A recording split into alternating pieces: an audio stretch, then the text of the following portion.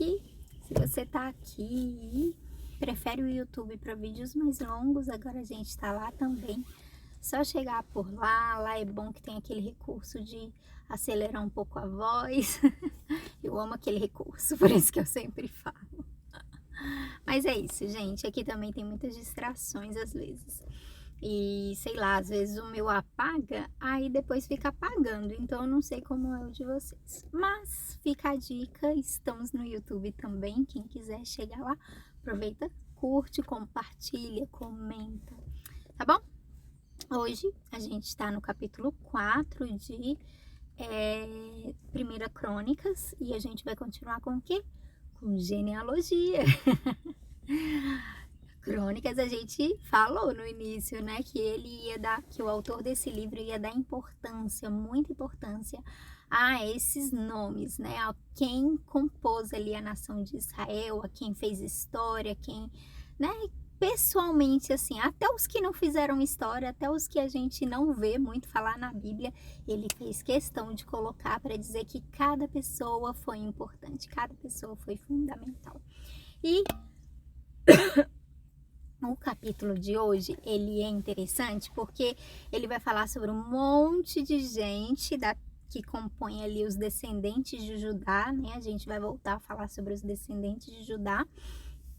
E aí, num determinado momento, ele joga ali Jabes, e ele vai falar um pouco mais detalhado sobre Jabes. Vai falar que Jabes foi uma pessoa que a mãe dele deu ele com dor, e aí ela resolveu chamá-lo de pesar, de Jabes, né, que significa pesar. E em determinado momento da vida dele, ele vira e ele faz uma oração para o Senhor, e ele fala: Senhor, me abençoa, larga as minhas fronteiras, não deixa que nada me cause dor. E o Senhor atende a oração dele, ele se torna o mais ilustre dos irmãos, o mais brilhante, o mais destacado. Então, fica aí a dica. Isso é para nos dizer que a gente pode ressignificar qualquer significado, né? Qualquer coisa que pode nos trazer dor, que pode nos trazer uma mentalidade em que isso traz consigo traumas, traz consigo rejeição, abandono, qualquer coisa dessas.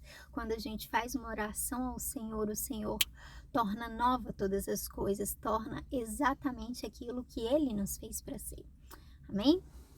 Então vamos começar orando e vamos ler aí para a gente entender um pouco melhor disso que a gente está falando. Amém, Jesus. Obrigada por mais uma semana concluída.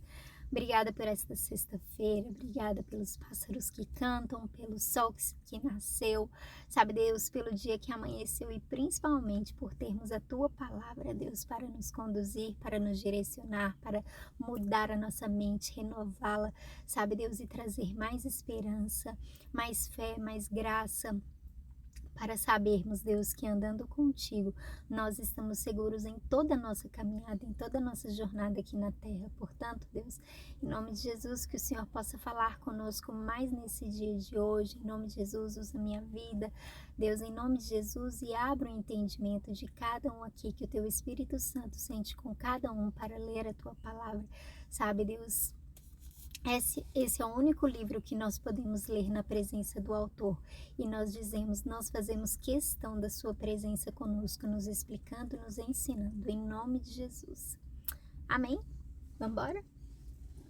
Então, capítulo 4 vai dizer o seguinte: são estes os descendentes de Judá: Pérez, Esrom, Carme, Ur e Sobal.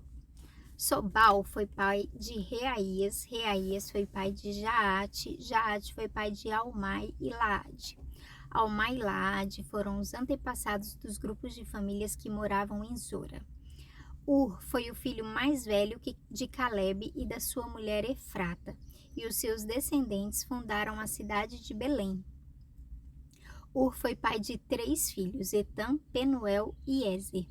Etam foi pai de 3 filhos, Jezreel, Isma e Idbas, e de uma filha chamada Ezeleupone.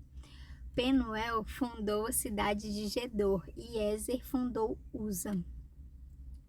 Azur, que fundou a cidade de Tecoa, teve 2 esposas, Elá e Naara. Ele e Naara tiveram 4 filhos, Auzã, Éfer, Temene e Astare. Azur e Elá tiveram 3 filhos, Zerete, Zar e Etnã. Cós foi pai de Anube e Zobeba e foi o antepassado dos grupos de famílias que descendem de Acarel, filho de Arum. Bom dia, olha quem chegou. Bom dia, Ju. Bom dia, Mami. Sejam bem-vindas. Bom, então aqui nesse primeiro momento a gente vai ver ali, continuando falando sobre a tribo os descendentes de Judá, né? E aí vai falar que Caleb teve uma mulher Efrata, da qual veio Ur, e os filhos deles fundaram a cidade de Belém. E aí vai falar ali sobre um nome bem interessante, né? Azeleopone, que vai aí dar uma dica, né, de um nome bem legal aí para os nossos filhos e filhas. E aí vai continuar no versículo 9. Houve um homem chamado Jabes, que foi a pessoa mais respeitada da sua família. A sua mãe pôs nele o nome de Jabes porque ela havia sofrido muito durante o parto. Mas Jabes orou assim ao Deus de Israel: ó Deus, abençoa-me e dá-me muitas terras. Fica comigo e livra-me de qualquer coisa que possa me causar dor. E Deus atendeu a sua oração. Então foi exatamente isso que a gente introduziu nossa live falando, né? Ele ressignificou o nome dele, fazendo uma oração a Deus, e Deus atendeu, porque é isso que o Senhor tem pra gente. A gente não tem aquilo que às vezes o nosso pai nos nomeia, né? Às vezes a nossa avó, a nossa família, os nossos irmãos. Quando eu era criança, muita gente me chamava de macaca, gente. Meus primos, eles eram terríveis.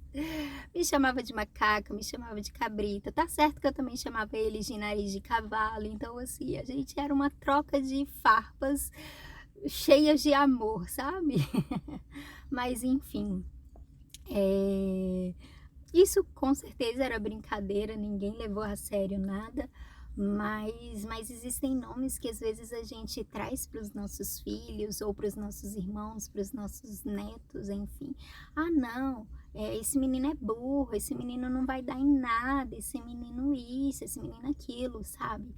Então faça que nem Jabes, leva isso para Deus em oração e fala assim: ó Deus, me abençoa, muda minha história, muda essa sentença que essa pessoa está falando a meu respeito. Fica comigo, livra-me de qualquer coisa que possa me causar dor, né? A mãe dele chamou ele de pesar exatamente porque ela trouxe dor com ele no parto dela. E ele pediu isso para Deus. Ele falou: então livra-me de dor. Eu não quero mais ser um pesar, uma dor. Eu não quero mais sentir dor sequer. E Deus atendeu a sua oração. Então fica aí a dica. A palavra de Deus, ela é sempre inspiradora, né, e motivadora para a gente estar aí sendo essa força motora mesmo para a gente mudar a nossa história. Esse é o sentido da palavra de Deus, amém? Então vamos continuar. No versículo 11 vai dizer que Elube, irmão de Suá, foi pai de um filho chamado Meir. Meir foi pai de Estom e Estom foi pai de 3 filhos. Ai, minha mãe, gente, minha mãe chega, ela começa com esse negócio, tá baixo. Aumenta aí, amada. Meir foi pai de Estom e Estom foi pai de 3 filhos, Bet-Rafa, Pazé e Teína. Teína foi o fundador da cidade de Naás. Os descendentes deles moravam em Reca. Kenaz foi pai de 2 filhos, Otoniel e Seraías. Otoniel também foi pai de 2 filhos, Atate e Meonotai. Meonotai foi pai de Ofrá. Seraías foi pai de Joabe, o fundador do Vale dos Artesãos, onde todos os homens faziam um trabalho de artesanato. Caleb, filho de Jefoné, foi pai de 3 filhos, Iru, Elá e Naam. E Elá foi pai de Kenaz. Jealelel foi pai de 4 filhos, Zife, Zifa, Tire e Azareel. Esdras foi pai de 4 filhos, Jeter, Mered, Éfer e Jalom. Mered casou com Bitia, que era filha do rei do Egito, e eles tiveram uma filha chamada Míriam e 2 filhos, Samai e Isba. Isba fundou a cidade de Estemoa. Mered também casou com uma mulher da tribo de Judá, e eles tiveram 3 filhos. Eu esqueci minha água. Jered, que fundou a cidade de Gedor, Eber, que fundou Socó, e Jecutiel, que fundou Zanoa. Odias casou com a irmã de Naam. Os seus descendentes fundaram o grupo de famílias de Garme, que morava na cidade de Keila, e o grupo de famílias de Maaca, que morava em Estemoa. Simão foi pai de 4 filhos, Amon, Rina... Cadê, gente? Perdi. Ben-Anã e Tilom. Ize foi pai de 2 filhos, Zoete e Ben-Zoete. Então, aqui dessa parte, o que eu gostaria de ressaltar era...